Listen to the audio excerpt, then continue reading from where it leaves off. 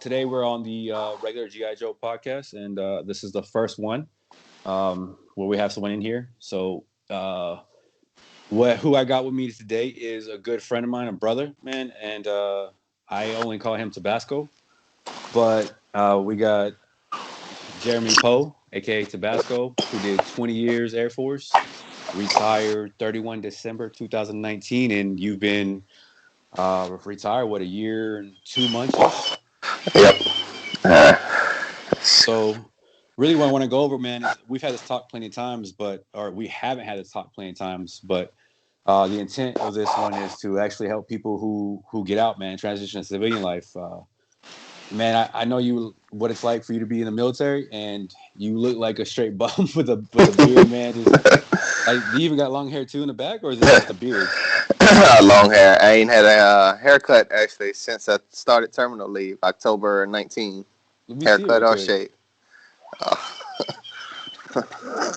I got on a beanie because I just woke up and stuff. Ah, you good, man. It's long. Damn. Is that your way to like say fuck it, I'm out, man, I'm rebelling?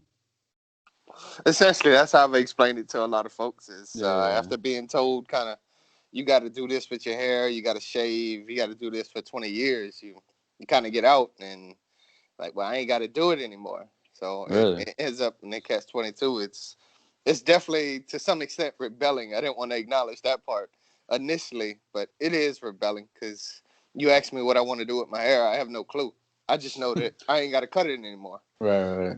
So it is to some form definitely rebelling. Yeah, that's how I feel about mine. Like, I went the other way. Like, I still get my haircut. I'm cutting it, Mondays and Fridays. I still want to have a nice clean haircut. I just grew the beard, and that's kind of my way to rebel. If that makes any sense. Mm-hmm. But I mean, it's yeah, man. It's I've always see it go the other. Like, it seems like as vets we go two ways, man. Either we're gonna keep the clean cut look, if we have a beard, we're gonna clean it up and stuff like that, or you insane, man, just homeless. Like, y'all look like you're going the road to Jesus type thing. But anyway, so speaking of that, so you did 20 years. You were a logistics guy for the Air Force. You retired as an E7 Master Sergeant. Now, with that one, I think you had a great career. I mean, we talked about it plenty of times before. When you were in, you could have gone and got E8, and you decided not to. Looking back on that now, how do you feel about saying, punching out the card? Because of the reasons why I decided to retire. A lot of changes in the Air Force. I came in under a lot of old school folks. I want to say my first couple supervisors retired roughly around the end of my first enlistment. So they had been in for a good while, and I was raised under old school ways, and a lot of the Air Force changed. And then that kind of swayed me in considering retirement seriously. And then the thought of potentially getting another stripe was PCSing, and I think I was just kind of tired of moving. Did quite a few deployments. PCSing, I know there's plenty of folks that PCS more than me, but at that point, it was, I didn't want to take another stripe, man. More than likely, PCS again. I just did a year in Afghanistan just to get the assignment that I was sitting at when I retired. So just to move another time. So kind of added another reason why it was time to retire. Right. So, I mean, now that you actually retired, do you feel good about retiring, or do you is there like a little back in your head saying, man, I kind of wish I would have stayed in a little bit longer? I don't wish I would have stayed in any longer. Do I miss the uniform? Yes, definitely. But I don't think I would. Nah, I don't wish I would have stayed in it any longer. There's no thoughts of it there, Yeah. and maybe that had a little bit to do with me becoming a civilian. I mean, essentially a contractor, still working. To some extent, I'm still attached to the military. Yeah. I mean, that's what I did. I mean, I did that. I've been out. This year will be eight years that I've been out this May. And I think since July, since I moved here, man, it's, most I've been away, but I was around vets still. And so now that I'm doing real estate, man, I'm losing my fucking mind, man. It's like I'm away from like legit separated from military. I'm still trying to be around military, but it's yeah, man, it's weird. I'm itching, man. It's like I feel like the fucking freak show. You know what I mean? Like you're the weird guy and shit. So is that Mm-hmm. how you feel too as well? Or 'cause I know you're around other military guys. So I don't get the freak show thought, mainly because I am around a lot of military folks. Pretty much my whole job are not just prior military, but actually the majority of my folks that I even worked with, or maybe even worked for me at some point in time. So I don't feel the whole freak show thing. But the majority of those folks have been retired much or got out much longer than I have. Um, so I'm not gonna say freak show, but I know they look at me differently to some extent, and not in a bad way. But here's the guy that's still adjusting. They see the you retired. I could tell he's still trying to figure out this civilian life. Yeah. So even with that one, man, like, I, so looking like kind of looking at it, do you think if you would have had a clean cut from the military, it'd be a lot worse for you right now? If I would have had a clean cut, from coworkers and things, there probably would have been some jokes, but I don't think it would have been much worse. Like I said, maybe luckily, I guess you could call it luckily, I do have the folks that understand. So, Mm. so when it comes down to work, nah. Being that I live near an Air Force base, Yeah. I think from the local population, they would have probably looked at me as still being military. Right. You think that like that because that's always the one thing that I always wonder about, like, retirees versus people who got out. Like, I only did 9 years, so it's like my separation is still difficult for me. I still miss it to this day, even though I'm creeping on that. I'm about, next year will be I'll be out as long as I was in. If that makes any sense. And it's like, fuck, man, 9 years, and then but I still miss it. So for you being 20, like, do you think that weighs more like a retiree doing that, or you think it's kind of all the same? I think the missing it part is roughly about the same. I think where the retirees typically struggle is because on average, I would speak for Air Force only. On average, the average person that retires is probably a mess sergeant. So where we struggle is coming from that position of leadership, and a lot of us, even when I was in TAPS, there was a chief getting ready to retire. And I was saying things like, hey, I want a yes boss job. Pretty much, I didn't want to be in supervision anymore. The chief that was in TAPS with me, he said he wasn't going to do anything. So a lot of us that were sitting in those positions um, made the decision and didn't want to sit in leadership anymore. And then the minute we get into a job, we find the adjustment of, I used to be in charge. It's not a I have to be in control type thing. But Yeah. it was you've adjusted to you adjust to each rank that you're in, when you're in the military. And you kind of get in a routine of things.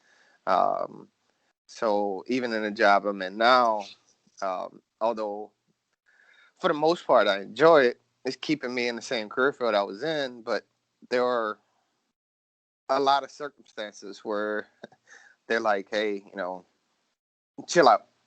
You can't be doing all this stuff. Yeah. So that's my biggest adjustment, because as sitting as a mess sergeant, which is not a huge rank, like I said again, it's about the average what folks retire at. But I was used to constantly doing things or fixing things, improving it for the job, the shop, the troops, and then moving on and fixing something else.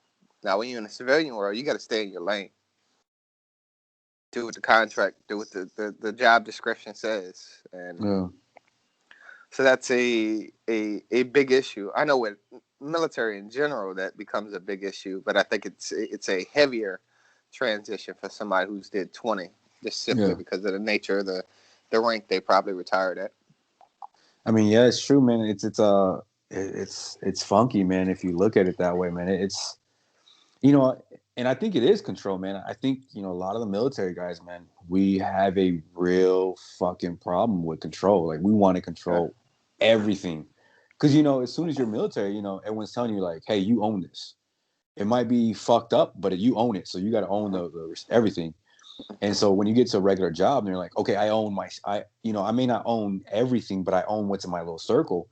And someone's telling you like, no, that's too much. You're like, I don't, it's weird, but it's like, what else do we fucking do, man? Like the government spent money making sure these basic skill sets, whether it's logistics, cook, or any of the other shit, I think they spent so much stuff on us where it's like these basic skills of foundation. That's what makes us. And I know probably people who don't probably wouldn't like to hear it, but I think we're a lot fucking better than our civilian counterparts. Just because that thing alone, like you give me a sidewalk to sweep, I will own that sidewalk. I want it to be the Yeah. best there is.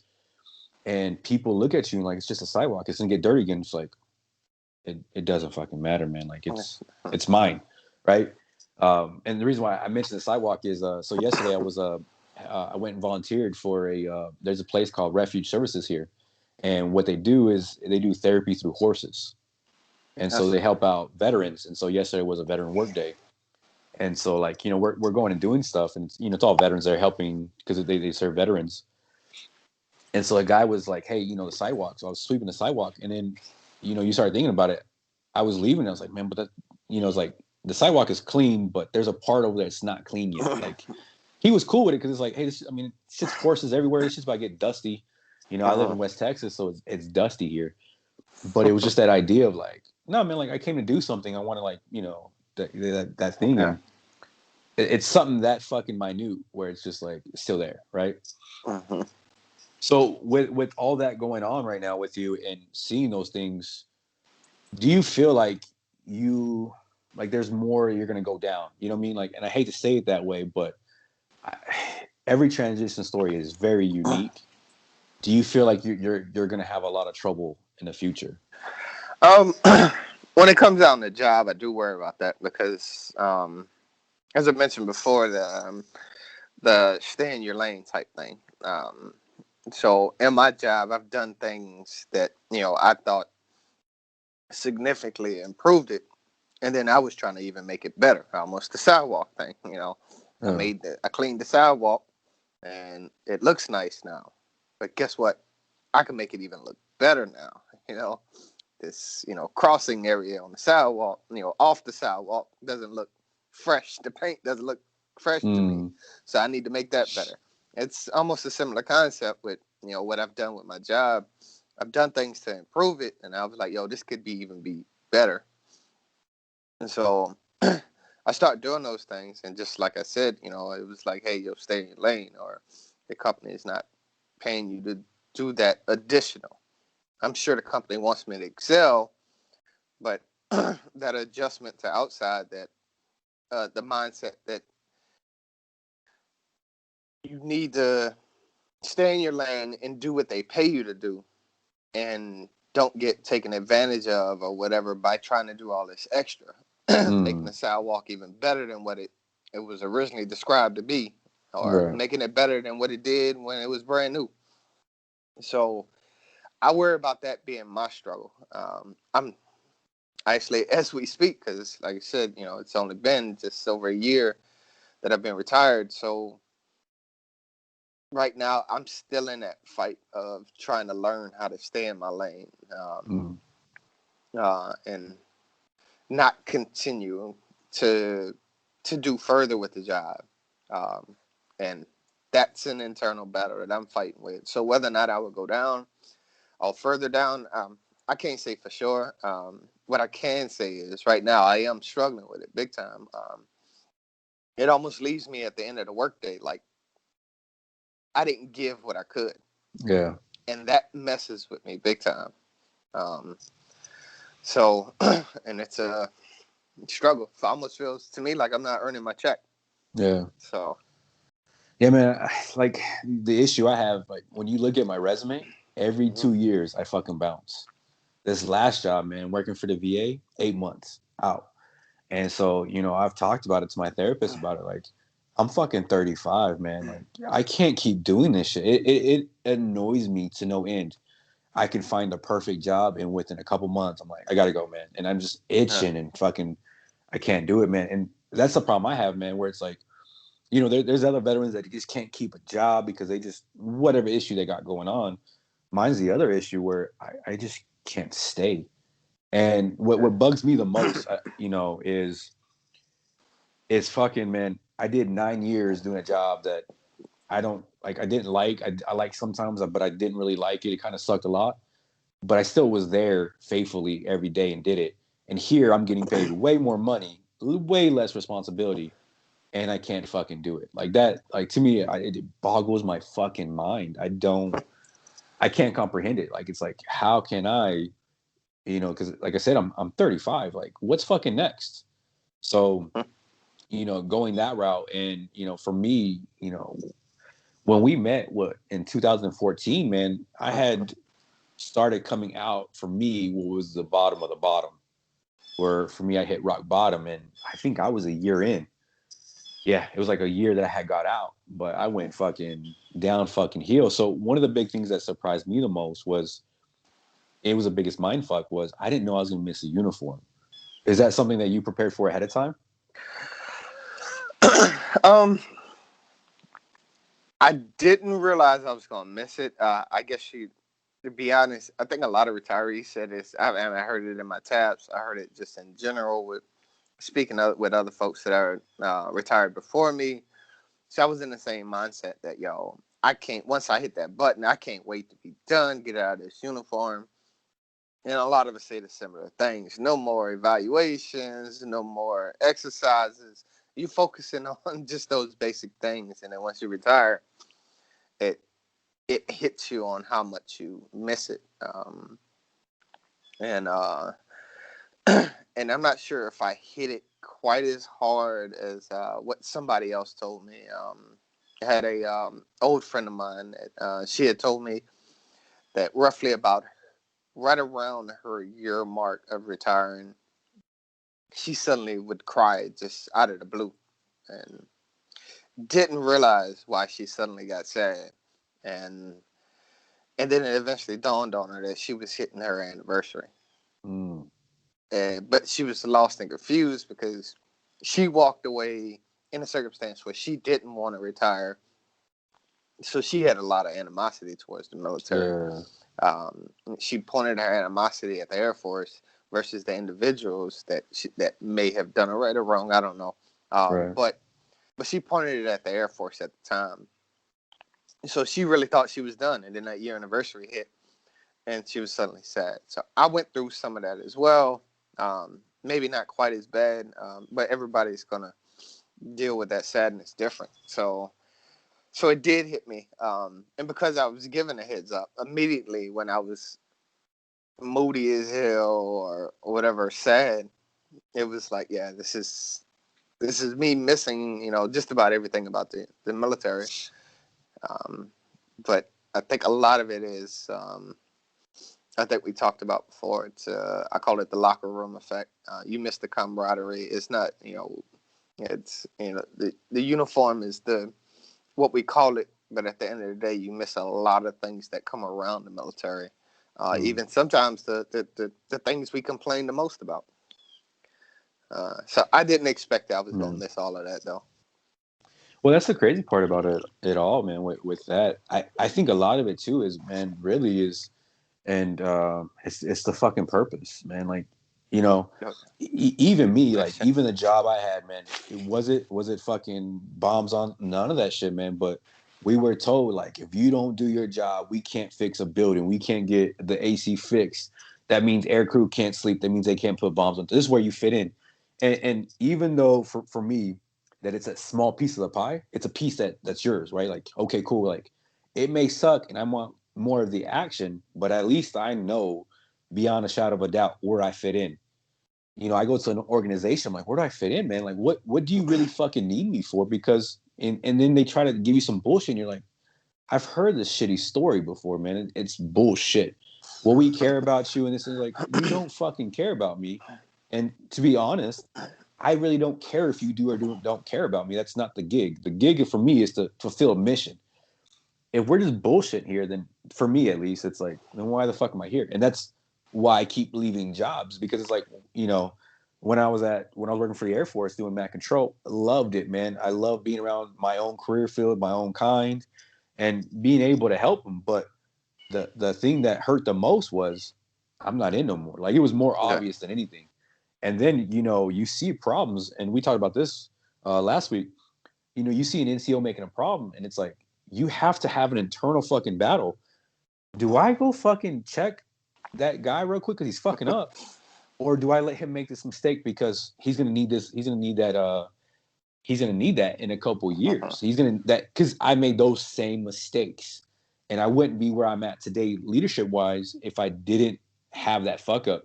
But you also want to go talk to the airman and be like, hey man, and I had to do that a couple times, and they would be like, I hate this and it's like, hey man, I've been in his shoes. This guy has no idea what's going on. He's trying to figure it out. Like, give him room. You don't understand. And that's, at the end of the day, I that's what I kind of felt. That's what my role was more of the big brother. But it hurt more when I go somewhere as a civilian and seeing somebody I know, they made rank, and you're like, fuck, man, I could have made that shit. And then you start, even now, all my peers, they're getting ready to retire. So I'm like, I definitely could have made mass. I think I could have made senior. I think I could have made chief, because that fight's still in me. But it's like 8 years gone. You know what I mean? It's still fucking there. And so I think it's what you're saying. Like, you fucking miss it, man. And I got really bitter. So for you, have you saved all your uniforms, and do you keep everything like it used to be? I still have a lot of my uniforms, but I'm in the transition to getting ready to move again.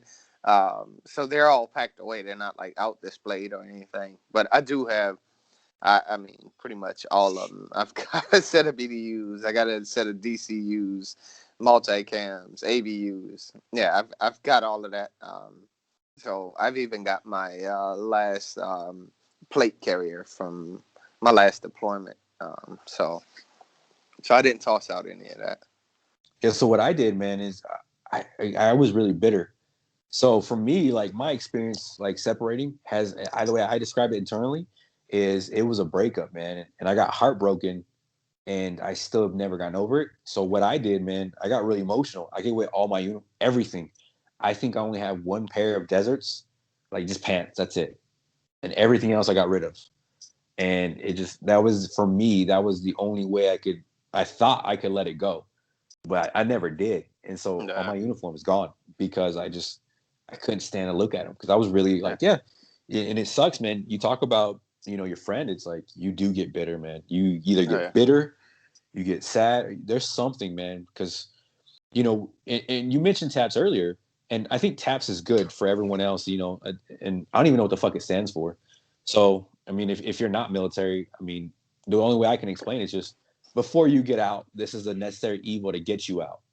But it's good in theory, right? Like, hey, we're going to give you what's going on. But, my complaint with TAPS is nobody's fucking out. Like, it's all military people either trying to convince you to stay in, or trying to, like, hey, this, or it's a VA person telling you all of these things. And you're like, man, I just got to get, like, what sucks is you're on the way out, but you still got work to do. So you're still thinking about work. And then my biggest complaint is, I wish they would bring in a veteran saying, look, man, it took me 2 years to get my shit together. It's going to fucking suck, guys. Like, here it is, man. Just, you're going to cry. You're going to feel sad. And every one of you guys that here is saying, nah, not me. You're going to be the worst one. You know what I mean? Like, and looking at a chief and saying, chief, you're about to go through the most fuck up there ever is, because nobody's going to give a fuck about the 20 plus years you did. No one cares about your rank. So here's the crazy part. With my TAPS, the program was set up or ran by all retirees. I want to say only one of that group spoke, and it wasn't, I forgot what his subject was, but all the rest of my speakers had never served a day in the military. So, and then as far as what TAPS mean, I believe, if I remember right, Transition Assistance Program. Oh, that makes sense. Yeah. So I think that the S is actually there. It actually means something as well. Maybe services or something. Probably. But That would make sense, um, yeah. but so so you don't get the real. I mean, yes, they provided a lot of good info. You're trying to absorb as much as you can, as much as the info as you can. And there's a catch-22 there. I'm sure if I could go back and record the tap session, there was a lot of stuff that I complained that I miss now that they actually told me. But I mean, you're fed so much info. Why, Yeah. like you said, why you still on the job? Why you still on duty? Um, I was at a base that was still recovering from pretty much being demolished by a hurricane. So we were very short men. My boss supported me as much as he could. We were like, handle that, you're out process and don't even worry about this. But I was still in the military mindset. So she Yeah. had released me to it, but I still wanted to go back and make sure my shop was good. Yeah. Um, so so I was still going back to work, trying to make sure this was done, whether it was even just making sure the guy that was taking my spot had everything he needed. And I'm sure I shortchanged him to some extent. But yeah, your mind is not always there during tap.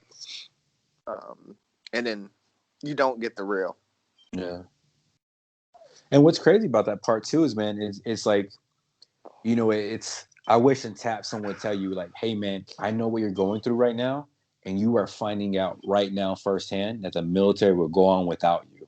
Oh And because you're getting that, because as soon as you like, even me, even though I was getting out, they were like, hey man, move out of your desk. We got another guy coming in. He's still in.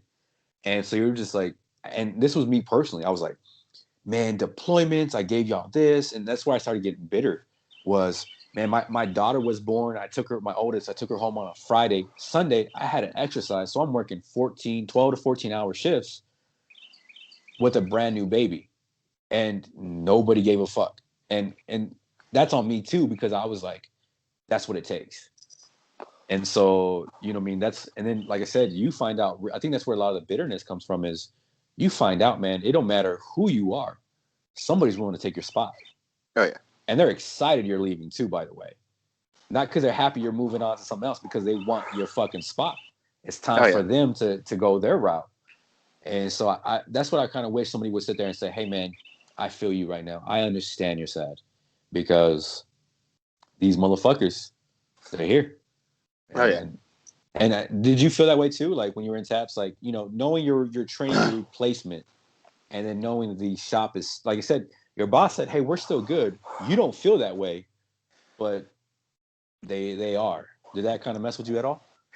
Um, I'm not gonna say as far as the replacing. I guess fortunately, I knew the individual that was replacing me. To some extent on one of my roles, I guess you could say, because I was overseeing two sections. So I had one individual that was actually replacing the section that I was heavily involved with. Because of my two sections, one was significantly impacted by the hurricane that hit the base. Um, so I was heavily involved in that. So I had one guy that I actually knew from literally the previous assignment, and I know he was eager to take the seat.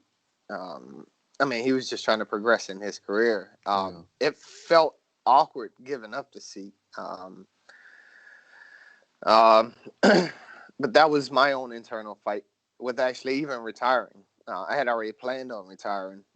I had said it for about a year at the base, but I was struggling with my own internal battle of, am I leaving my shop hanging at the wrong time? You Yeah. know, we just got hit by a hurricane. The flight went from somewhere to 80 to 120 folks, somewhere in that window, down to 7 people. We had to have TDY individuals come down to man us up, essentially, so we could actually recover and get back on our feet.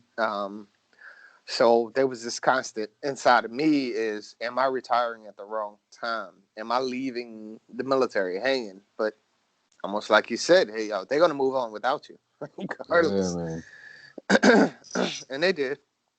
Um, but it's just so I wouldn't say it felt so bad as far as the person replacing me.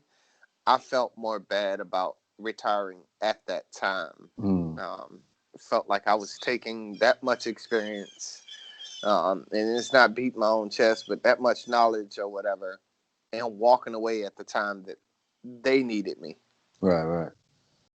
Well, that's the crazy part about it, man. Like, for people who don't understand it, man, we're trained to be that guy. And you kind of have to have an ego about it. Because if you don't have that ego, then honestly, what good are you really? And so that kind of fucks you up because you're used to sitting there saying, like, this is my shit. I own it. Mm-hmm. I'm the best. And, is everyone like that? Like, no, like that's a misconception. Because that's a side note, but one of my things with a lot of people when they're talking about vets, they're like, thank you for this, thank you for that. I'm like, y'all guys are awesome. I'm like, I know some fucking idiots. Oh yeah. I know some guys who skated their whole career and they don't deserve shit because deployments they skipped out on or whatever. They didn't try as hard as they could have. Like they didn't put their 100% to the military. So, when people are like, oh, this and that, I'm like, I don't know, man. I can think of some people personally faces that I seen and be like, nah, fuck that guy. Well, he's a vet now. Oh, well, fuck him too because he was a dirtbag in, and I'm pretty sure nothing's changed since then. And so I'm always conflicted with that. Like when people talk because jumping to certain thing, all your deployments. How has that impacted you when you talk to because people do they ask you about your deployments at all? Um, usually other military members ask about deployments, other retirees or somebody who has served before. Um, Generally, civilians that I may talk to don't necessarily ask. I guess you could say, and if they do, it's just did you go to Iraq? It's usually specifics. Did you go to Iraq? Because that's what was on the news, Right, or right. said you remember that piece. I think, especially, and then also, I live, like I said, near a base, so it's kind of a military Mm, community. So a lot of the civilians are almost sensitive to the fact they almost feel because I've had a talk with a couple of them to where they don't even want to ask a military member about their time in Iraq or yeah. Afghanistan because they feel like they may be touching on a sensitive subject, or maybe they're scared that some PTSD about to come out on them. Yo, so speaking of that shit, man, I was at dinner last night, right? So one of my high school friends invited me to dinner. We went there, and he had some other friends there too. So we're all there talking, and they're like, "Oh, you're a quiet person." I'm like, I Yeah, don't really know y'all, so I'm not yeah. gonna be that way. But they were talking, and then it kind of came up, and then it was something I forgot, like, because they're like they asked me like, "Hey, was your friend always like this in high school?" And I was like, "Hey, I'm sorry, man. Like my memory, like long term and short term memory, is not really there. I don't remember much of anything." And so like the girl, like the woman there was talking about it, and someone said something like, "You don't remember?" And she was like, "Yeah, of course he doesn't. The stuff he's seen, the way the military trains him." I was just like it was kind of like someone saying like, "Hey, he's fucked up, so don't like that." Like, I mean that's true and all, but like let's calm down on this shit. Like let me tell you this, like because it's when you talk to them, it's a fucking downer, man. It's like I don't want to talk about it because it's gonna ruin the fucking mood.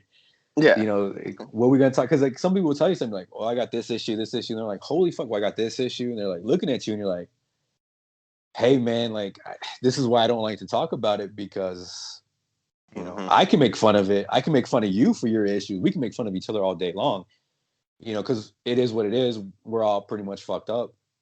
But for other people, you see that look in their eyes.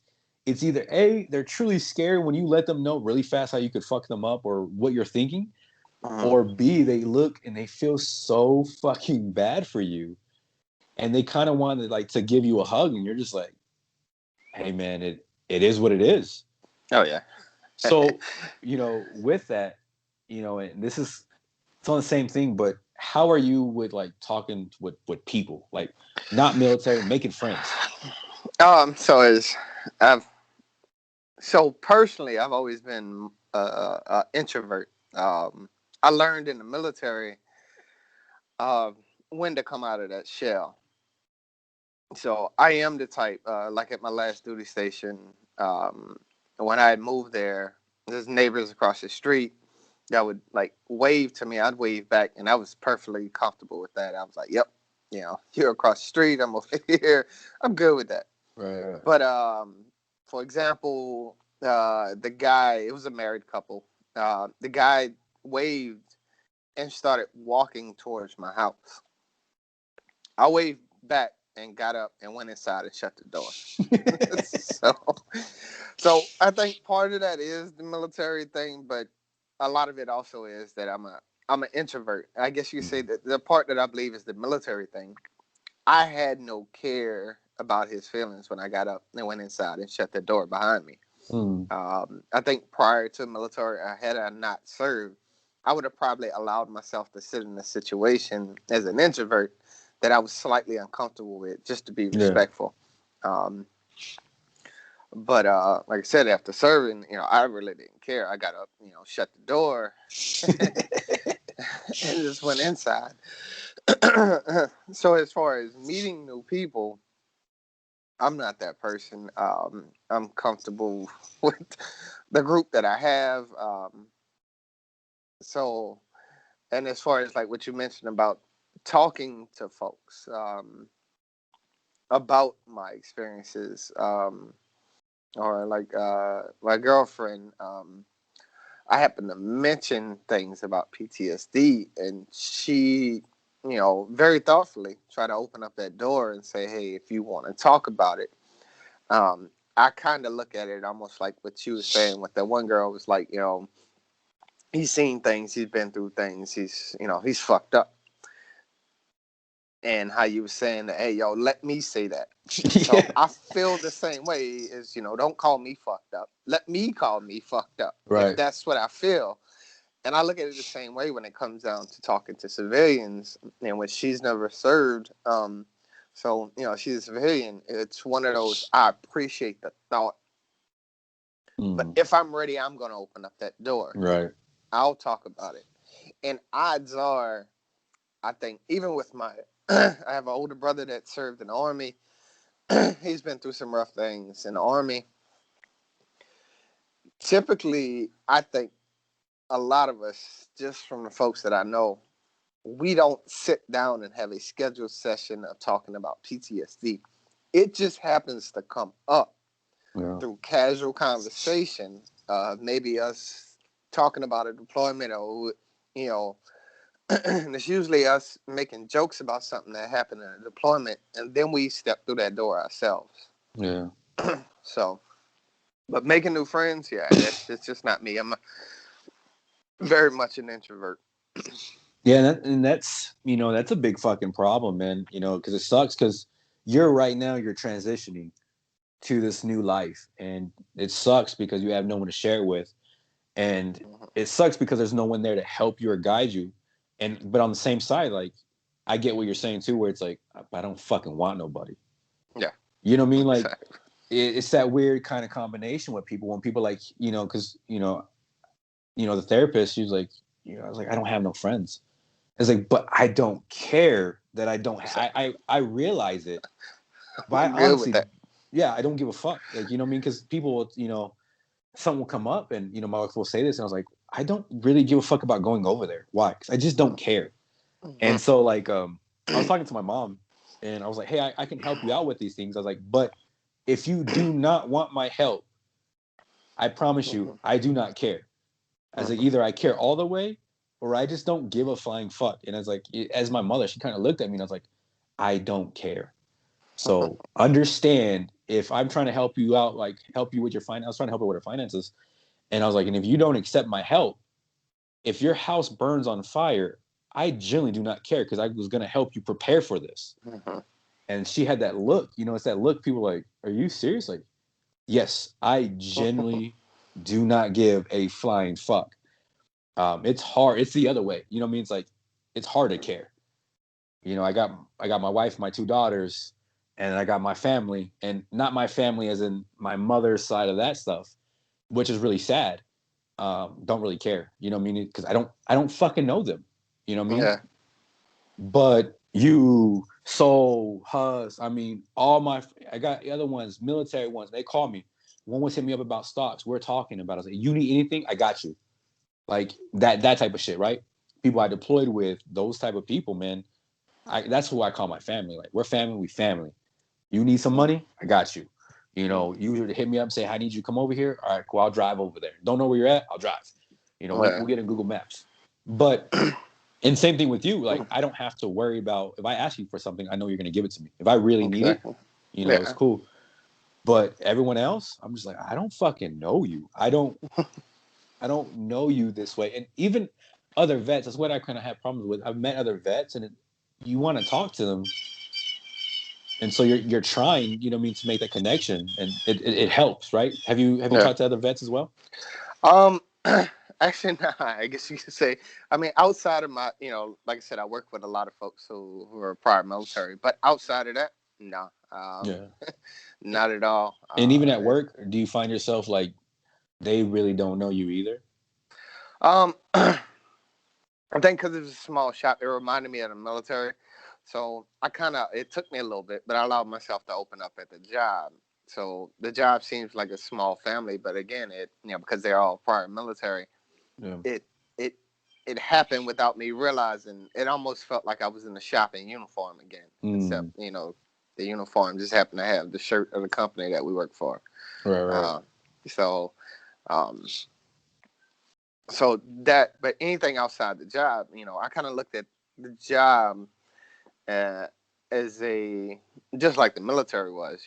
Me being an introvert, I was forced to meet new people every time I PCS. I had no Right. choice. I had to open up. Same thing with the job. So, but when I left the job, it was I don't want to meet nobody. Yeah. I don't care. I don't care. Yeah. You self isolated. Yeah, cool. Yep, I did it intentionally. Yeah. Yeah, because you know, people are surprised. I think people that are not used to that are surprised. Yeah. And is that hard for your girl to kind of understand that, or is she outgoing, or is she the same as you? Um, and she's a little bit more outgoing than I am. So as far as the self isolation, I think she's curious about that at times. How you know how I open up when I need to, and then Mm. I kind of go back into my bubble. Because like we went out um, to Charlotte to meet a group of folks that we knew. I guess you could say kind of knew, but not. Is via Facebook group, and like everybody, I guess not everybody, but most of the folks had mentioned to her that I was just so chill, and it was just because I was kind of off, like in a hotel room with a bunch of folks, off in my own little bubble. Right.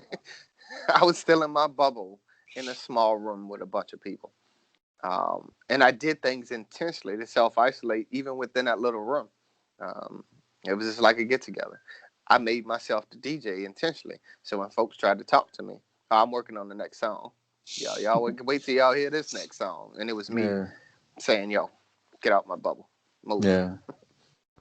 Yeah, that's the scary part, man. When we start talking about these things, it's weird, man, because I've known you for a while, and you and I haven't really had these conversations, man. I want to ask you a question, and I feel weird asking you because we just don't have these talks, Exactly. because you know, I, I worry about you, legit worry about you, Yeah. um, because I know it's not good. But the Yeah. fucked up part is I can say that to you knowing damn well my dumbass is doing the exact same shit. So you know what I mean? It's Hmm. kind of fucking weird. And Hmm. it's like that thing where, because you did 2 tours in Afghanistan for a year each, Yeah. on top of other deployments, by the way. How do you feel that's affecting you with getting back to the real world? Um, I was just talking about it to her, and again, I guess it came as a just generally talking conversation with a girl the other day when we were driving. I was explaining to her how I was a driver. On my first tour in Afghanistan, you, I went there to do a job, to advise on logistics, to advise the Afghans, but it wasn't the typical Air Force tour, to where if you're, most Air Force folks, we're FOBITs. We stay on the FOB or the base, so wherever we're deployed to. Well, that first tour, my job was on an Afghan installation, and nobody was going to drive us there. So we got issued, MRAPs, and we had to drive there. So I was a driver. And once I got the reality of the circumstance, V beds, things like that, I was already somewhat of an aggressive driver. Well, I became much more of an aggressive driver at that point, literally trying to run people off the road at some point. And then when I came back from the deployment, I went from driving a Mat V, and here I am now in this little car that I had, and I was doing the same thing. Somebody got too close to my car, too close to the line while we were driving, and now I'm intentionally sliding myself close to that car as to say, hey, yo, back the fuck off. And I still find myself doing it to this day. I do it all the time. Somebody gets too close, or just the other day I felt boxed in while we were driving, and I was about to do something drastic, and I guess give much props to her, because I suddenly said, breathe, let it go. Just out loud, breathe, let it go, let it go. And I got on the brakes, and I got myself out of that boxed in situation. But I was literally at the point where I was about to start swerving all over the place. So I still struggle with a lot of those things, those thoughts to this day. And I'm not sure if a lot of civilians or folks that haven't been in the situation will really understand. It's when you're driving out there, you're keeping people from getting in the convoy, not just because you don't want to lose the convoy. It's because there could be a V-bed in the middle of it, or any type of attack.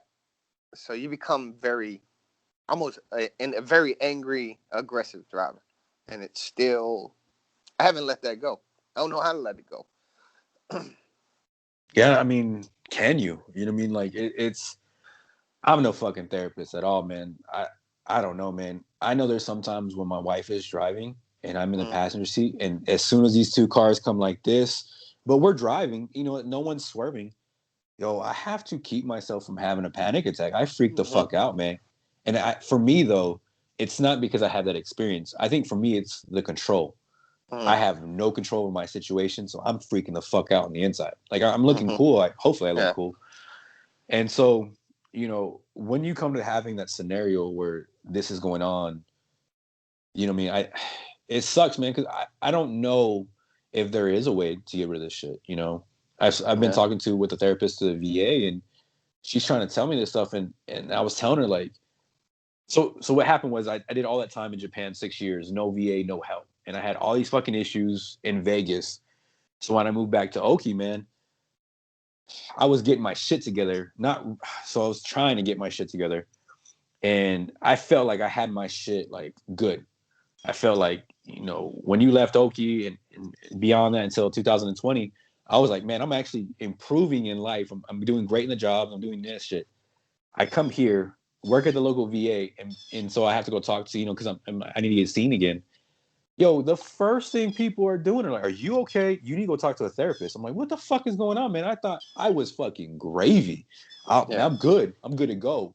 And what it was for me was, I'm looking at everyone else. You and I have a friend in common who got out, and I don't think he's doing, two of them that you and I both know. I think we can think of some words, who they are. I don't think they're doing too good. Yeah. And so the way I looked at it was, I'm doing better than them. I'm not on drugs. I got rid of my drinking problem. I'm doing great, man. I think, I got this shit fucking, my ego is like, I think we're good, man. I don't think we have any issues. Motherfucker, man. These people are like, you need to talk to us. Like, they're kind of like, and the lady was like, she's like, I really suggest therapy for you. I'm like, what the fuck? Like, it's like someone just read my bullshit really fast and it fucked me up. And so I'm talking to my wife, and she's like, yeah, I'm a little concerned too. And I was like, what the fuck is going on, man? I thought I was good, and it's just like, we're a little concerned. And so I go talk to a therapist and shit. And, she's trying to talk to me and saying this is gonna help you. I'm like, I don't fucking know, man. I got my migraines are back. I can't concentrate. I'm angry as fuck all the goddamn time, more than I used to be. It's like I don't know how to solve these issues. Like that's what I'm saying. Like with what you got going on driving, and that's people take it for granted, but that's a real scenario that happens all the fucking time. For you, and having a girlfriend that's not with that, do you feel like? Do you ever worry that one day she's gonna find you on the floor crying, sobbing, and fucking like drinking or some of that shit? It is a concern. I think at some point it's definitely a potential because like when you mentioned the anger issues, I try to check the anger. I find myself getting angry over dumb stuff, and it's like where's that boiling point? Where do I hit that tipping point? And what's gonna be my reaction when I do hit that boiling point? Am I gonna be on the ground, or I will be putting holes in my walls in my own house? What is the tipping point? And when I say dumb shit, and it's dumb shit that I recognize, I mean literally like I'm sitting there playing a video game, and I know folks who get upset over video games. I was never that kid. Not even as a child. I'm playing video games, and something doesn't go the way I want to. I'm literally trying to throw my remote through the TV, and I have to get up and be like, yo, it's a video game. Chill, relax. Yeah. Well, apply that to just about everything in general in life. It's a instant anger that I wasn't even familiar with when I was actually on active duty. Yeah. And that's the $1 million question that's always hit me, even when I talk to other veterans. Why does it seem to come out more so when you're retired? Is it because you're not in that controlled circumstances in the uniform? I don't think so, man. You know what I think it is? Because I had the same scenario when I got out. Mm-hmm. I was like, and I went to UNLV, and so I'm on campus trying to live the fucking military dream, right? You get out and you go to school. I was like, yo, how the fuck am I having these issues? Like, how come when I see someone coming by me, am I startled? How come when I see a skateboard, it freaks me the fuck out? Because I have to look at my mind and say, why didn't you see this coming a mile away? Like, I'm freaking the fuck out. Or I think a lot of it is because it makes you finally aware of how fucked up you are. Because definitely true. You know what I mean? Like that. I think that's why you and I are friends, and a couple of our other friends that are really good friends is because it's normal. Yeah, that could be it. You don't recognize it while you're in. Now, I recognize my driving issue while I was in the military. I damn near recognized it immediately after I returned from Afghanistan when I tried to push a Suburban off the road, and I was driving a 2-door car. And I was like, yo, what the fuck am I doing? Right. But that definitely could be it. Like my other issues, the anger issues. It could have been because I was around a lot of folks that felt the same way, so it felt like the norm. And now suddenly, I'm not around that daily. So now you're able to see it within your own self. Yeah, I mean, I think that's what I think it is because, my therapist will have to always ask me after every session and be like, "Do you want to hurt somebody?" I'm like, "No, I'm cool with everybody." But for some fucking reason, in my head, I have it that if you break into my house, and so like I had to get a punching bag, and I will be punching that bag, and I literally think of the scenario of someone coming in my house. And I remember one time I was punching it, and my knuckles were bleeding, and I got excited, man. I wanted to fucking you know what I mean? Like you can fucking visualize somebody's face, and you're getting happy, and that shit scares the fuck out of me. You know what I mean? Because it's like fucked up when you said that. My heart rate jumped. Yeah, man. I get It's excited. like immediately. It was like, oh, yeah. Yeah, you know what I mean? Like, and so I had someone come over to the house and we're watching the UFC and we're talking about something. And he said something to me and I was like, I will grind your face against the wall. And I got happy. I wanted to fight that guy, my own fucking family member. No, like, you know what I mean? It's just, like that jumped. I cannot play like this. And that's why with a lot of people, I'm just like, it's crazy because it's like I'm ready to fucking attack people at a moment's notice. I'm cool, man. Women and children, good. Yeah. Fucking some men walking around, like I'm ready. To me, I don't know. I definitely know we don't talk about this enough. But and I don't like talking about it, especially around other people, because I don't know if you have. I know you have it, but their eyes.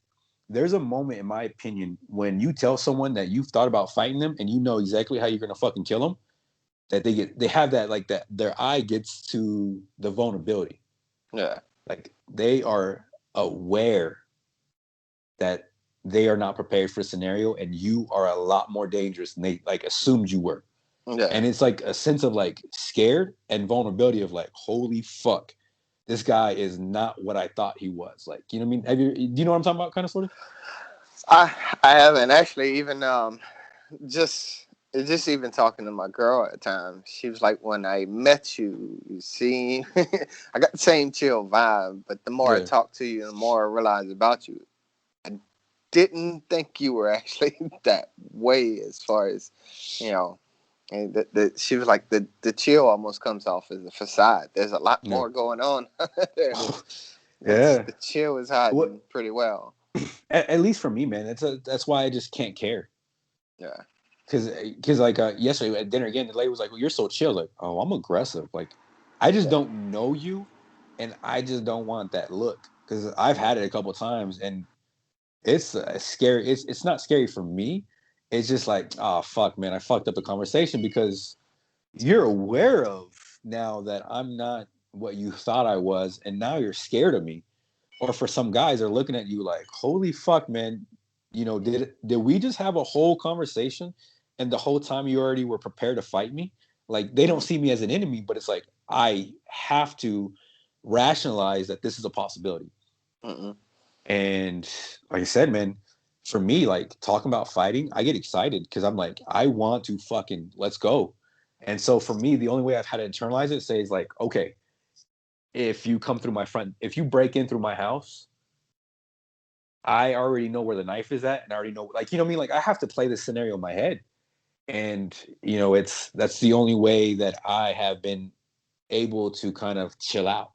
Yeah. So, because my therapist will ask me, I'm like, unless you come through my house. And at that point, my mind has kind of said, all It's bets are okay. off. Yeah, Yeah. I It's can okay. fucking go ham. And it's fucked up too, man. I fucking kind of wish it would happen. Like, oh, I'm ready. Like, you know what I mean? It's a fucked up thing. You're like, and the reason why I'm talking about this, man, is we got a Facebook group for our neighborhood, and we have some kind of, like, people are walking around checking doors, young kids, and so they're checking doors and shit like that, and they're trying to see, cool, the car's open, I'm gonna jack some shit, I'm gonna take off, right? Yeah. Well, they were around the wrong house, and I don't know what this guy did in the military, but he saw a light go off in his backyard, and he was chasing those people with a 9mm. Wow. Just down the street. They fucked with the wrong guy. And he made the post saying, man, I think it was a young kid, but I was prepared to kill him. And it was like, and he was a young kid. And Yeah. you know what I mean? And you hear that shit and you're like, yeah, man, Yeah. it That's fucking fucked up. sucks, because you're just like, yeah, you know what I mean? But it's like one of the ones where I was like, I'm not that trained like that individual was, but you could tell he was trained enough where he assessed every situation and was willing to pull the trigger and had no qualms. That's the crazy part. Had no qualms with pulling the trigger. It was just to the point of, he recognized maybe this kid is too young. But that fucked him. I know it fucked him up, knowing that he was ready to kill someone. And if he didn't think fast enough, it could have been a kid. Yeah. And everybody was trying to act a certain way. And it's, I told my wife, like, I know what that feels like. It fucks you up because you know what you're ready to do. And that's the other thing, is you have no qualms about it. It's Mm-hmm. just knowing that potentially, and that's how I feel, because I'm like, if somebody breaks into my house, is it going to be a 30-year-old, or is it going to be a 17-year-old just trying to get some free shit? Exactly. Yeah, I've talked to And my older brother about that concept. I told him, I had asked him, I was like, you ever have that? I was like, I seem to carry it around, but that wish a motherfucker would. And I was like, I'm not meaning that, hey, don't fuck with me. I'm meaning, like, literally, when people say you close your eyes and make a wish, I'm like, yeah, I actually wish a motherfucker yeah, would. Like, come on, do it, please. yeah, Help me out. yeah, Allow me to do this. Give me the okay. Give me the circumstances to where I can, you know, pretty much let all of this out. yeah. And that's That's the fucking scary part, man. And that's what I wonder, like, is the VA worried, man? Like, are people legit worried? Like, we got some fucking guys out here. We don't like, because you see that, that Antifa shit, and you see all this bullshit. And I'm not trying to get political, but how many of those guys might have been vets saying, I just want to see this world fucking burn? Yeah. And no idea why. I don't know why I'm so angry. I don't fucking know. And you know what I mean? Like, both ways. Because I don't know what it comes from. I have no idea. Because, I was talking, and, I told my therapist, like, I only know two angers. I don't give a fuck, or I only know two emotions. I don't give a fuck or anger, right? And so it's like when you try to talk about it and people try to like, oh, okay, I'm like, I don't think you get it. Yeah. Like there's a deep anger, and I had to get a punching bag, man, because I had to keep calming myself from throwing the kettlebell through the garage. That's all I wanted to do, man. And so like now I got a punching bag, and now I can punch out my fucking anger and shit like that. But now it's like it worries me because I'm like, I want it to be somebody's face. And so it's scary, like it legit fucking worries me. So, with that, now I'm gonna go to a very sensitive topic. So if you don't want to talk about it, cool. How has your son ever seen that side of you? Nah, he hasn't. Um, he he may have caught, I guess, one odd one. But he had I keep snacks and stuff in the house, and long story short, um he passed out on the couch, but that night he decided to go ham on all the snacks in the house. Like a whole bunch of cold drinks, a whole bunch of bags of chips, and some ice cream, and then the next day when I realized it, he passed out on the couch, and there's like an armrest in between. I sat on the other side and just stared at him and worked through my head on how I wanted to do this so I wouldn't overreact. Mm. So I'm literally, which I could see, it's odd, but I'm sitting there next to my son while he's passed out, staring, like, working through my head on how I'm going to handle it, and pretty much telling myself not to go too far. Yeah. So he woke up and seen me just sitting right there. And I know in his head he was probably like, yo, what the fuck? Oh yeah, because it's a different look. Yeah. so I'm sure that was his perception of, who Right. the fuck just stares there, so. And so as more things are going on, is that something you're concerned about? Um, because of the circumstance when it comes down to my son, and not to go deep into it, but there's three sides to every story. But long story short, there was a gap in me seeing my son. So I'm building that relationship back up with him. So I think I'm very much more conscientious, almost to the point to where I think as I'm building this relationship back with my son, he's not going to get the dad that he had when he was much younger. He's going to get a much softer version because almost like when you say women and children, don't get that side. So I'm extra cautious when it comes down to my son. So whereas prior to some of that, when he was little and I was here with him, he got a much more stern version of me. Now I'm much more soft. It's just because overly cautious of making sure any of my other issues don't come out at him. And do you ever have a plan where you're going to talk to him? Kind of let him know? Because it sucks to say that, right? Because it's like, but is there a time you have a conversation and say, hey, look, man, this is what I went through. Maybe not the whole spiel, but currently I have no plan. Eventually that conversation may be had. At the moment, I don't have a plan unless he starts talking about wanting to join the military. Then I may speed up the timeline of having that conversation. If he was want to join the military, would you deter him or? I would support him in any decision he wants, but yeah, the Mm-hmm. initial conversation would be based towards, is there something else? Why are you going in the military? Is it for college money? I got you.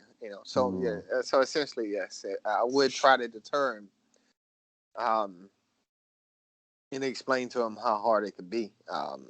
And I've done that actually even with friends who were putting their kids in the military. Now, once their kids had already enlisted, I've tried to shift gears and be like, well, try to spin the positive at that point. They'd be like, okay, I've already tried to be like, you sure he don't want to do anything else? Yeah. Well, like, I'm conflicted on that too as well because, you and I both come from very humble beginnings. Mm-hmm. And I like, because, I've had that question, like, was it worth it? I'm like, I look at everything I got and be like, yeah, Yeah. I'm just a poor kid that was on food stamps, like at one time in my life. Like, I'm a poor kid. I come from poor, I had nothing going for me. I had no intention of doing anything else. And, now that I'm actually back home, I look around and be like, yo, if I didn't leave, where the fuck would I be at? Not a good job. I know that for fucking sure. So, I am very conflicted on that. Like that, I don't know how Yeah. to act on that. Yeah, and that's the reason why when it comes down to my son, I agree. I came, like you said, I came from the same circumstances, and I'm grateful that I chose the military because it did get me out of those circumstances. And although my parents, if I would have stayed there, just say I would have stayed there, my parents left where I grew up. I grew up in New Orleans, and they moved to deep country Mississippi. If I didn't join the military, there was no way I was following them because Mm. that country life is just not me. I'd have Yeah, been lost as hell. So I would have probably stayed in New Orleans, and things would have probably got worse for me. So I'm thankful that the military allowed me to get out, but to some extent, while I was in the military, I didn't look at it like this. Even when my son was born, I didn't look at it like this. But now I do. yeah, I made that sacrifice because I never looked at the military as a sacrifice. It was my step up. yeah, But now when it comes down to my son, I look at it as, I went through those things. I made that sacrifice. You don't have to. right, You're not wealthy, but I can help you pay for college. What do you want to do? Let's yeah, avoid the military if possible, because regardless, even if you don't get deployments, military life is not the easiest. Shit's rough on relationships. yeah, Um, I don't blame the military completely on me having a divorce. That's between two adults, but at the same time, the job, shifts, things like that, did play a huge factor. It was on two adults to learn how to react to it. yeah. But the military life is not even good for relationships. So I prefer him not to go into it. Yeah, I'm the opposite, man. I would like my daughter to go in. And Uh, the reason why is just I like the fact that the military makes you figure out it's not about you. oh It's about a fucking team. And you might be a cook, you might be a mechanic, you might be, crew chief, you might be one of those people. It's not about you. It's about yeah. the overall the mission, and you come last. The only thing I don't like about it is your family comes dead fucking last. So, you know, that's the thing. And I was listening to another veteran, and he was talking about it. He said for him, what he had to realize was the uniform was a responsibility, not his identity.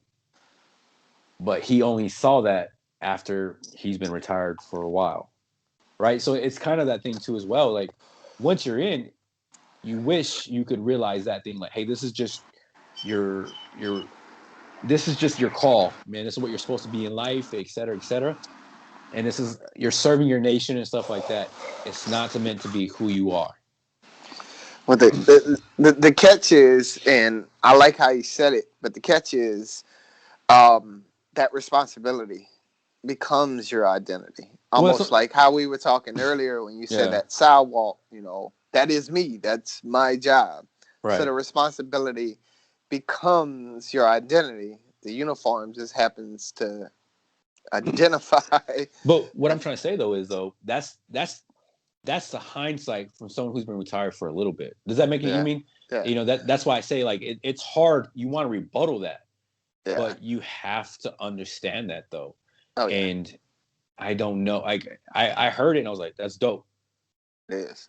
I'm still working on that because for me, man, like I fell in a deep fucking depression, and the only thing that helped get my shit together was saying I'm gonna adopt the core values. So for me, I've never fucking fully left yet. I don't know if that's fucking healthy. All I know is because I've adopted this, I've gotten more money. I don't drink as much. I'm healthier. I'm trying to become the better parent. I still do that. Fuck, every week we have a hot wash. My wife and I, we have a hot wash going over what we did for the week and how we did. I can't let Military as this shit. fuck. I can't let it go. I wake up at a certain time. So when I was doing IT, I was waking up at 4:30 every day. Now, since I have my own schedule, I've made my schedule at 5:30. I cannot fucking wake up at 5:30. I wake up at 4:30, 4:45. I can't. I can't. And Yeah. that's the problem I have, man. It's like I can't let go. And then what worries me the fucking most, you're 30 fucking 5, man. How long can you keep this shit up? Because, but and I think you understand this too, but I fucking like it Yeah. in a weird sense. So that's why I'm saying like, and that's why I'm for sure it must be the mind fuck. You love the Air Force, you love it, but you don't want your son to go through with it because you only see the negative side that could be for him. But for you, it is what it is. Yeah. It's not that bad. It's us, right? Like, fuck it, cool, man. We got Yeah. these issues going on. Like when people talk to you, like they look at you, but you got these issues. You're like, yeah. And they're like, do you regret it? You're like, no, man. It is. It's the cost of doing business. Yeah. I know plenty of people that are fucked up too. Like, I'm not unique to you. I'm unique because you've never been around us, but we're a dime a dozen, man. Everybody got fucked up knees, ankles, Mm-hmm. backs, knee. Like, people look at you Exactly. and you're like, how old are you? I'm like, I feel like it's dog years. They should tell us like, man, you're 35, but you have the body of a 78-year-old because your shit's fucked. Yeah. But for me, it's like, it is what it is. Definitely. So, Definitely. Like you said, it's the cost of doing business, and a lot of times we justify it a lot, and to some extent, I still say it was worth it. But oh it's yeah, one of those for me. I sit back now and I'm like, I got a retirement check for the rest of my life. I got this going. It's the benefits. And once I'm eventually done with my disability process, I'll have that. And I was like, well, it kind of set me up, and look at the civilians who, may have to go longer yeah, to get anywhere close to that. But, I'm going to be paid for the rest of my life. And yeah, granted now, and that's another reason why I look at it with the military is they've changed the retirement plan. So I even look at it now with my son, unless you're going to invest early with this new retirement plan, um, you're not yeah, going to get a paycheck, at yeah, 38 for the rest of your life once you retire, yeah. So, But I mean, it sucks, man. But I don't think they expect us to live that long. And nah, they we're, don't. what I mean? It's like because that's how I look at it. I mean, I've been out since I was 27. The VA's been paying me ever since I was 27. Like, that's Uh, young. yeah. You Oh, know, hell yeah. it's young, and I'm 35. I'm still young. You still got to keep paying me. I know it's a burden because it must be a fucking burden to be like, because you don't know nobody, so you just see the numbers and you're like, isn't how much we're paying these motherfuckers to stay alive? Like, Mm-hmm. hey man, that's the cost of doing business. We went to war, and it sucks because the reality is we're not fucking the same. Whoever entered in the military or whoever hopped on that deployment, that motherfucker's still in that desert. Like Mm-hmm. that part of that soul, and that's fucked up to say it, but part of that soul was never come back. You're Yeah. never gonna be whole again. Um, and I that's it's fucked up, man. And because you look at all, I mean, and I've talked about this with very few people, but it's hard for people to understand that for some of us, and I use me, legit jealous of somebody who was killed in action. Like Yeah. legit, like that's some heavy shit. Like Yeah. it's rough, man. The coming back is tough, and I think that's the reason why although the stories may be rough. Like the general civilian doesn't like to tell any stories that affected him in a negative way. But Right. military members, when we get around other military members, we're quick to tell, as you would call it, war stories. Um, and it's because a lot of times in our mind we never left. I mean, it's that whole driving thing in my mind. Yeah. At times I'm still driving that Mat V in Afghanistan. So, Yeah. but yeah, it's definitely interesting when it comes down to that piece. Yeah, that's how I feel about a lot of things, man. I just kind of, you know, sometimes, man, I feel like we're the freak show. You know what I mean? Because people like they're like, "How do you live that way?" It's just like, man, I got a lot of motherfuckers like that too, man. You know what I mean? And for me, like I was out with yesterday, and they're like, "Look, keep drinking." I'm like, I can't, man. I cannot because I went too far. So Yeah. I can't do that no more because that guy did not give a fuck. So, well, especially going to the VA, and they loaded me up with fucking pills, and Mm-hmm. those fucking pills made me a goddamn zombie. So Mm-hmm. when I had met you in Okie, I actually got off all my medicine, but I was like a zombie, man. It's like it's one of the ones where I told because my therapist keeps pushing medicine on me sometimes, asking like, if you want medicine, let us know. And I want to tell her, and I don't know if I have told her probably, but my logic is like, fuck that, man. I'd rather feel anger than not feel nothing at Nothing. all. Exactly. Like there at that point, man, it's just like I might as well put a fucking gun to my head and call it quits. If that's what I Mm-hmm. got left, fuck, I'll just kill myself because legit, like I'd rather feel something. Oh It's yeah. like Yeah. at least I have two emotions: not giving a fuck and anger versus fucking zombie. Well, Yeah. I'll just put a fucking bullet in my head and call it a day because fuck that. Oh You hell know. yeah. So when it comes to these type of things, man, and knowing what you're going through now and knowing what the future's ahead of you, how do you feel the future looks? Um, I'll be honest, just like as far as like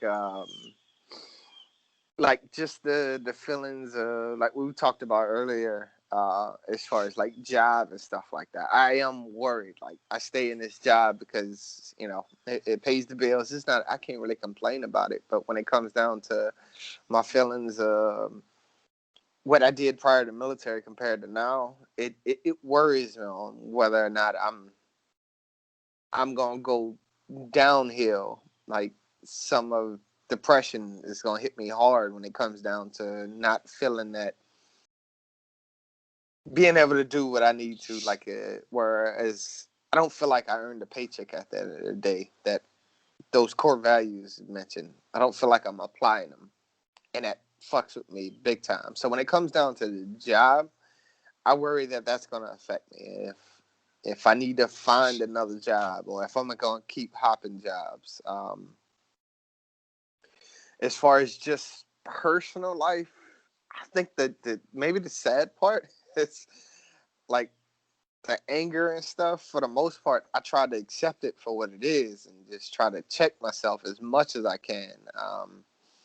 But I know that's not the way I should deal with it. I've Yeah. got to address it some way. And you tell yourself you got it under control. Like, when I was driving and I told you that, I said, hey, yo, breathe. I happened to say it out loud. Breathe, chill. And I backed off. So in my mind, I've got it under control. When in reality, it's not okay just to get upset over those situations. So Right. truth is, I don't.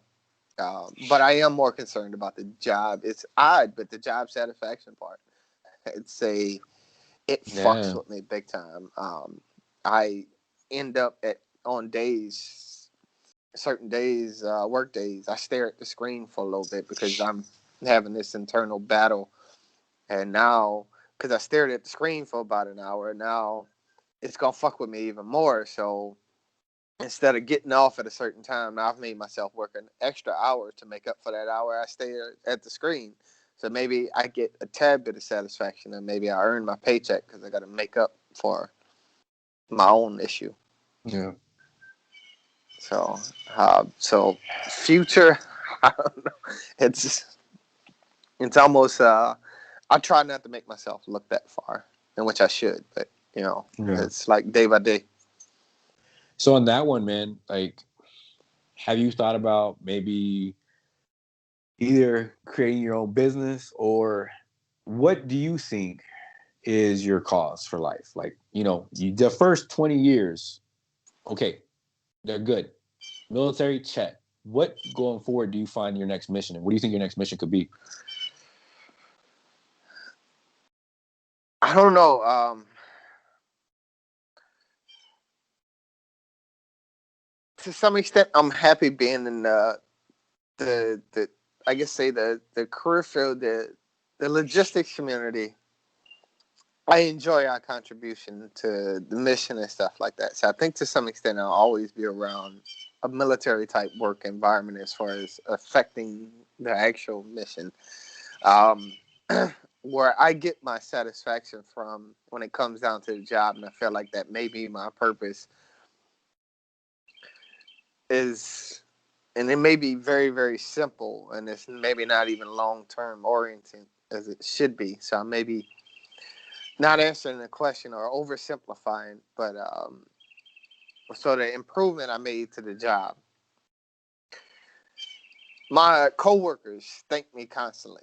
I don't get the satisfaction from that point. I get the satisfaction in knowing that I made the job. It's just my internal. They didn't even have to tell me thank you at all. Yeah. But I made the job better. I furthered the job down the road. And when I say I furthered, it was, saved so many. It's like ridiculous amount of man hours from what I actually did. And I see that potential in me. And I'm like, yo, I could do it better. Right. And I can do it better. So it's so as far as the mission in life is, maybe I've been told before that I should be a teacher, um, and I don't know if I have the patience for kids. So maybe helping, whether it be military or retired civilians in that logistics community with the knowledge that I have, being able to say, hey, yo, this is how I improved this. Let me show you, so maybe you can take that younger generation knowledge and improve it better. So if I'm able to show somebody how to do something and they can take it even further, I'm happy as shit. Sitting back Yeah. and saying, "Yo, look what that motherfucker did." What about like working for like a nonprofit or doing something like that? Because at the end of the day, fuck money, right? Like, you're good. Is that something that's Um, come across your mind? Unfortunately, when it comes down to money, I am good to some extent, but it's I guess it goes in the saying as far as making that sacrifice to coming in the military. When I mentioned earlier, I made it for my son. Well, to some extent, I made it for family as well. So I got um my own parents that I don't look at it as a burden in any way, shape, or form. But they I'm gonna have to earn this paycheck because I want to help them out. Um, so when it comes down to nonprofit, I could do that on the side. But as far as learn long term at the moment, I'm gonna work, not necessarily just for me, but to make sure I take care of the folks who took care of me. Yeah, because the one thing that I worry about is when you talk about the work satisfaction, then at some point, man, someone throws six figures at you. It's like, what does that do for me? Because what I mean, it doesn't make me happy. Yeah. What I mean, that's what I'm saying. Like that thing where it's like, yes, you're helping people out, but if you could find a way to help them out and be satisfied, would the fucking money matter? You know what No, I mean? no, it wouldn't matter at all. The no nonprofit. I'll be honest with you. I got huge enjoyment when I used to do Habitat for Humanity. I didn't give a Mm. shit whether or not it went on my evaluation or not. So things like that, I'm out there working with my hands, and it kind of goes in line with what I had said. Even with the job, when I felt like I helped another individual in some way, shape, or form go further. So stuff like that. Nonprofit, Habitat for Humanity, stuff like that. Not only am I helping folks, it takes me back to my roots Yeah. of growing up, in rough situations. Is that something that you think that Because one thing I wonder about, man, and for me, the kind of the turning point, for me was when I said my new mission in life is to make my family better. Yeah. That help the drinking because I had a fucking mission, right? Like, okay, cool. You're gonna sacrifice, which is the sacrifice and the embrace the suck and all that mentality shit. It's easy when it's defined as it attributes this. So that's what it was for me. But I got to a point where I'm looking around like, well, we're good, man. I need something more. I need something so fucking big that it consumes me because I don't know what's going to happen if I stop. You know what I mean? I am legit concerned about that. So is that something too where it's like, thinking about something that can recap what it was for the Air Force that you're just you're just a part.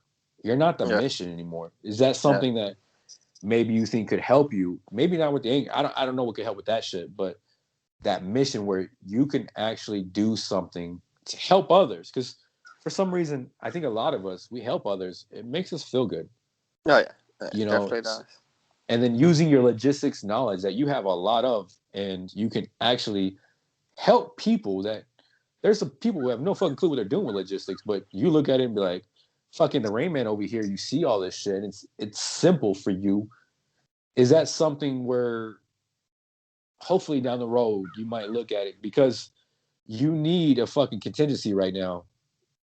Because I as soon as I got my disability, I was real quick to tell work to fuck off. Yeah. And that for me has been the downhill moment with working. Because I know I have enough to live off of. I just don't live off of have a lot. Yeah.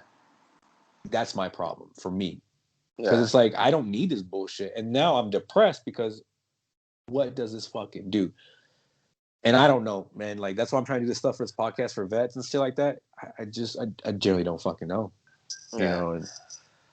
Now, there's a catch-22 that I mentioned the satisfaction in my job, but because I'm pretty much doing what I did while I was on active duty. So as far as the Air Force mission, I actually do have, I see my place in the same spot that I did while I wore the uniform. So as far as just mission-wise or having a mission, that one's totally clear, and I can see how I'm impacting it and things like that. As far as helping folks, that will be something that I have to figure out, and hopefully I can use the logistics and things like that. I watched a YouTube thing where uh, pretty much they recognizing folks who help others, and not in the aspect of being recognized in any way, but just watching that show and how folks were helping others gave me thoughts and ideas of wanting to get back into Habitat for Humanity or certain things. Or even one of the shows was folks who were doing like a Habitat for Humanity type thing in New Orleans. And I'm like, well, once my son is old enough to move out, that would be something I would love to do. To move, not only help others, but go back to my home where I grew up and do something along those lines. But then that takes me away from. There's no Air Force in. Hey man, but I mean, on some real shit, man. Like, because I love you to death, man. That contracting shit ain't forever, man. That's as long as that contracting, and then what you're gonna find out is once they lose that contract, they lost that revenue. They don't give a flying fuck about you, the Air Force mission. That's why I'm concerned. Yeah. Because this contracting world don't play. Like, they care less. So, and that's what I'm saying, because I see it right now as this is something that needs to become mitigated right now, because you're putting all your chips in that you're Air Force. And it's like, at that point, do you ever really get a transition? Because for you, it's the uniform, so you can kind of almost logically comprehend it. Yeah. But now you're facing the fact of you're not in no more. And people are going to, I think at some point, people are giving you like, okay, you got some time. I think there's going to come a point where people are sitting there saying, hey, man, it's time we have this heart to heart. You're not in no more. Get over it. And what I'm worried about for you is if you don't do that on your own, that contract will expire and do it for you. And when that depression you talk about, because we Yeah. just never dealt with it. And then we're talking Exactly. about this other bullshit that came from the deployments and all the other shit too on top of that. But money's probably not going to be one of them because you're good. Yeah. But it's going to be a different type where it's like money can't solve it. And that's what I'm Yeah. worried about for you, man. Because yeah, you got the long hair, you got it all, but you're still in. Yeah. Like I you, definitely am to some extent. I'm still pretty much doing the same job. I'm just, not yeah, actually physically wearing a uniform, but to some extent mentally, I probably still am, yeah. and I haven't dealt with it. And that's what I'm Um, worried about for you, man. Because I mean, it's, and I say that knowing that I still haven't dealt with my shit. So I'm not yeah, trying to sit there and say, hey, I found this new great fucking weight loss product, bro. I lost 30 pounds. You can too, bullshit. yeah, It's just it sucks because I can see where you're having an issue, and I can see maybe potential like a potential issue. But if I look at myself, I don't see that. yeah, But I know you and I are in the same situation because we've kind of basically said the same things. So I don't want you to be 7 years retired and you still haven't given up the uniform in a sense, right? You're still in. yeah, yeah. And then that's more of the heartache because all you're doing Mhm. right now is just kicking a can down the road. Because Oh yeah, did I tell you I tried to go back in? yeah. I remember you was telling me you trying to go Yeah. back in. I was trying to go back in. I almost went into the army. And then what it was for me was kind of looking at it, sitting there and saying, like, well, to be fucking honest, the Air Force said fucking no. So they looked Yeah, at my fucking they looked at my reenlistment code and said, because you denied PCS orders, we don't need yeah, people that bad enough right now. So I got told to fucking no. I was gonna go to the army, and what stopped me a lot of that stuff was, well, one, I already got told no, but two, it was kind of, am I kicking the can down the road? yeah. So am I going to have a bigger heartbreak because I'm just trying to delay the process? And I have another friend trying to go into the Navy right now, and it's like he wants to be back in, but it's like, oh, you got 10 years left, maybe. Yeah, You know what I mean? That's before the body quits on you. Like you got exactly. maybe 10 because you're just your time in. Are we just kicking the can down the road? You, my friend, all of us. But is that the, I mean? And when you, like, let's say you look at a shop where they're prior military and they just don't act like military no more. Is that the difference? Yeah, And if so, do you really want to do that? Because you don't want to be like those people. I don't. I honestly don't fucking know, man. But I am concerned because I think you're not dealing with it. But again, this is not me trying to be like a therapist yeah, or yeah, doing. This is me saying, like, because I see the flaws in myself, that I can see the flaws that you're coming up on. But I'm still 8 years doing this shit, so I'm not really trying to say like I got the answer. I just really want you to have some concern because I legit feel fucking bad that I have not talked to you about some of these issues that you're having because I had them too, and I've oh I've yeah, been recently going through them too. So I feel bad for that. Like I feel it as a friend, I let you down because I should have let you know, like, fuck, it's coming. So that's why I'm kind of yeah, being more aggressive about it right now, is because I truly don't want you figuring out that shit came to an end, and the only one you're around is a beer bottle or alcohol because you're isolated. yeah, And that's a big concern. yeah. And it is. I guess say a catch-22. I guess say for me, I recognize that the job and it was to some extent for me to be still in and mentally, I guess you could say, um, and then along the same lines, I'm like, well, I kind of enjoy the job to some extent. I don't get that complete satisfaction that I want though. In the beginning, I'm still doing logistics, which I enjoy logistics, but I just can't get complete satisfaction, which makes me struggle, as I mentioned before. Um, and even further, like there's a great possibility that well, we all know any contract can end. Um, this one, fortunately, has been going on for about 30 years before I got on it, and I know it's almost going to be a never-ending contract. So it's I ain't gonna say it's unique. I'm sure there's other contracts that'll probably be around for a while, but unique in the sense of I almost look at it as a contract job that'll be around forever. But do I need to stay in it? forever? Do I need to get away from it so I can make that transition? So there is a lot of questions there as far as me staying in it. Um, there's days where I sit back and think that, hey, yo, maybe, and this is not good at all, but maybe, at some point, the boss has to let go of the job, and maybe I step into that and I can shift gears and get that satisfaction out of it. If I'm sitting in that seat, now I'm back in the mass sergeant seat type thing, you know what I mean? You know, and I get that satisfaction, but it does all come back to, mentally I am still wearing a uniform and not dealing with No. I'm not in anymore. So. Yeah, and that's what I worry about, man. Because like I said, for me, I still haven't gotten over that heartbreak. I still fucking miss it, man. I genuinely do miss it. And when people are like, do you miss him? Like, yeah. You know what I mean? Because like the thing that that no one talks about when it comes to transitioning, because once you're getting out, you're like, nah, fuck this, no more CBTs, man. Thank God I don't have to do no more training. Fuck that, you still got to do that dumb shit, right? That's what I'm going to say. I'm still doing them. Yeah, I'm still doing it's them. The same ones. Same shit. I had to do another one for real estate. I'm like, how the fuck do I transition out of government and still doing CBTs? Like, fucking to no end. And also, you have suspense. You got to do this within this amount of days. I'm like, God damn. Well, it's a good thing I'm a pro at CBT. So I'm not even reading this shit no more. I'm just fucking going through it and, I got 4 questions or 4 answers. Which one seems like the Air Force answer? Boom. 90% of the time, I'm right. 97% of the time, I can bullshit my way through a CBT. Or I can at least try on 2 other questions and kind of look up the information and then we can pass, right? Like, and so like you're doing that and you're like, no more this, no more that. You're still fucking doing it, right? And then I remember too, one of the big ones was like, there was 2 big ones.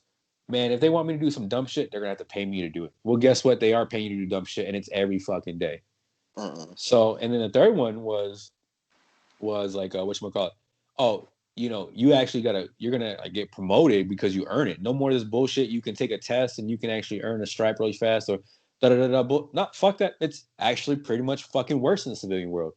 People don't deserve shit, but because they know somebody, they're able to hire people, and because they just do one small thing, people get hired without really being qualified.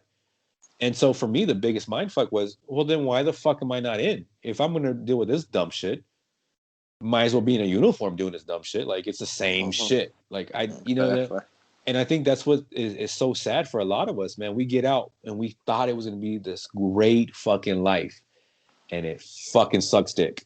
And now we're fucked. It does. It does. Big expectations, let down. Yeah, and then you're like, what the fuck am I gonna do now? Like you know what I mean? Now you're looking around like, what does the rest of the fucking, like, for me, it's like, what does 30 years look like? I don't fucking know, man. Because it's like, I've been let down everywhere I go. You're like, it's gonna be this, and that. You're like, no. Like, fuck. It fucks with your mind.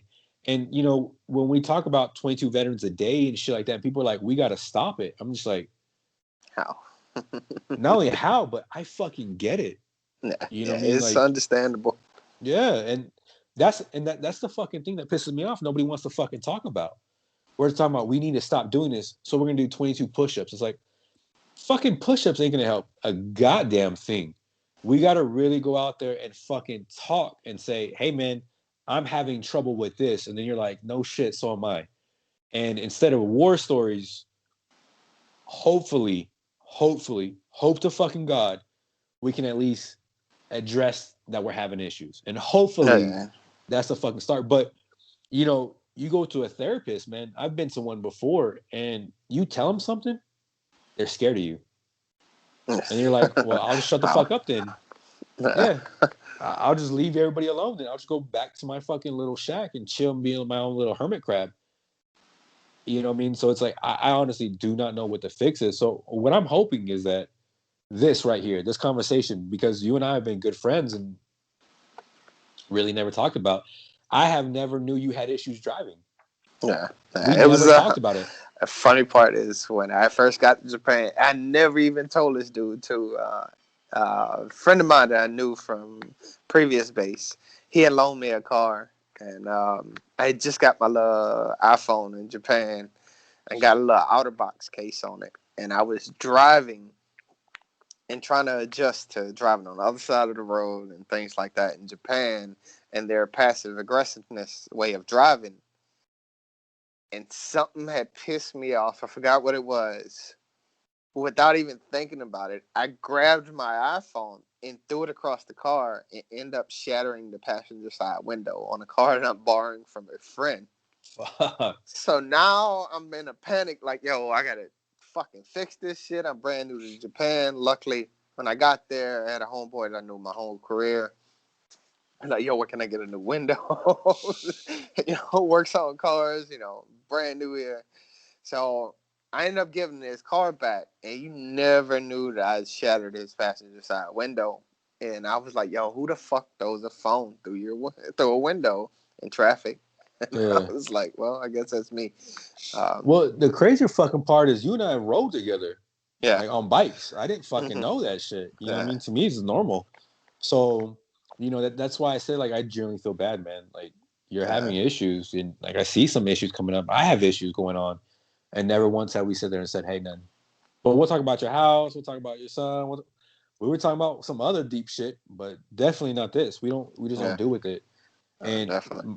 my fucking hope is, man, that I'm hoping to start a conversation with a lot of people because us vets are not doing it, man, and they're dying like crazy.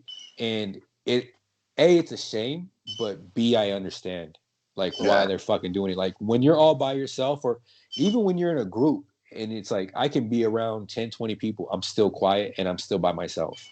Mm. A lot of people don't get it. Like I had my neighbor, we're talking about it. He was like, I thought you were like really outgoing. I was like, one on one, I'm good. You put me around 4 or 5 other people, I don't give a fuck who they are. I don't know nobody. I'm quiet. I don't know what's going on. I gotta assess the situation. And even then, I'm gonna find out like I don't give a fuck what we're talking about because I don't have no interest in that. Yeah. My interests are Exactly. so small. Like, it's like when you go and talk to people, I always get like every time I'm talking to people, it feels weird because I'm just like, I don't care what you think. I don't care what I don't care. If I care, like if I think I can learn something from it, then I'll go and I'm really intrigued. But at the end of the day, it's just like someone's talking about something. I was like, I don't care you're going through this. And it sucks to say it, but it's like, I just generally don't give a fuck, man. I'm sorry. That's your own fucking fault. And the only way I know how to remedy this shit, and I've had this issue going on too, is I only know action. I don't know how to talk about my feelings. I don't know how to talk about, hey, what are you feeling during this emotion? My therapist would be like, what are you feeling right now? Like, I don't fucking know, man. Like, I don't care. Like, Yeah. when people are like, how are you doing? It's like, it doesn't fucking matter how I'm doing. If I have a job, that's all that matters to me. So, That's how I am actually with my yeah. girl when she asks me, "How do you feel about this or that?"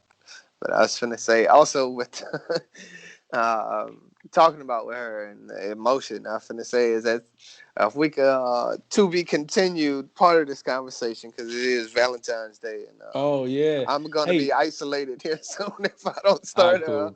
spending time with her today. Well, you should have said something. Hey, so real quick, man, what I want to do real quick, just a couple minutes, real quick hot wash, man, what we think or what you think for your situation, like how you can, like the whole year, this last year, hot wash it real fast. So what did you like about it? What you didn't like? What are some lessons learned? And going forward, how can you improve from that? Just real quick, just to help others. Oh, so what I liked about it, the last year, uh, I say a lot of times I'm still, even though I miss the uniform, the last year actually being out of the military, I enjoy not doing a lot of the small things, which allows me to be happy I retired. Now, when I say small things, just the, EPRs, exercises. I live near a base. I hear they actually just had an exercise last week. I'm like, hell yeah. No gas mask. Being in the civilian world, there are things that I enjoy just about being in the civilian world that I enjoy. I clock in and out at the same time. And then also going into what's actually going on today, may not have a whole lot to do with transition, but this Corona thing and working from home. And I compare that to the military. I'm like, damn, I'm actually working from home. That Yeah. makes me extremely happy that I retired from the military because that wasn't going to happen. if I was still on active duty. Things I didn't like about it. Shit. I guess it's some of the realities. Being told by my boss, "Hey, yo, don't improve this process." I'm like, the fuck you mean? Don't improve. But you're not getting paid for that. You know. Some of the things that maybe we should go into maybe in the next conversation is the hard lessons about the intent to file letter. I didn't know my date didn't start until I submitted an intent to file. I just assumed it backdated to the date of retirement. Learning some of those lessons, that shit sucks. I missed out on a whole year of pay. At the end of the day, I don't even want to do the math of what I actually missed out on in total. And I can't do it because I don't know my rating yet. But when I get my rating, I'm sure I'm going to look back and it's going to piss me off that I missed. And almost to recap, in a whole year, a lot of transition for me. I retired from the military, moved in with an ex, got eviction notice through text, moved into a rental, and now I'm buying a house. Yeah. Fuck. That's a lot of transition. Oh, yeah. And I don't mean to mention the ex in the text, is to make her be a bad guy in the situation. She's not the subject of the conversation, but, just to mention my transition is is the reason why I say it. So it was a lot of transition for me. Moving, starting a civilian job, moving, and then now I'm buying a house. Which you were actually legit foreclosed on a VA home loan, but you're able to get the VA home loan back, so you can actually get that, which is dope. Glad that you're doing that. So lastly, real quick, going forward, how can you get better, man? I don't know if you can comprehend like that at the moment, but just real quick, and then we'll wrap it up. Getting better, actually, knowing that I actually have to address the issues, whether it's actually the only way I know how is going head first into it, which probably means I do need to talk to a professional to at least see if they can help me out. If they can't, maybe I'll talk to a professional retired person. Or maybe having these conversations just with a brother. Somebody who's been through some of the same things. Sometimes just talking about it, even if it's not with a professional. So. Well, dope, man. Well, definitely, man. Have fun on your Valentine's, man. Talk to you later. And then, we'll have this one to be continued. All right, then, brother. I appreciate it. All right, later. Later.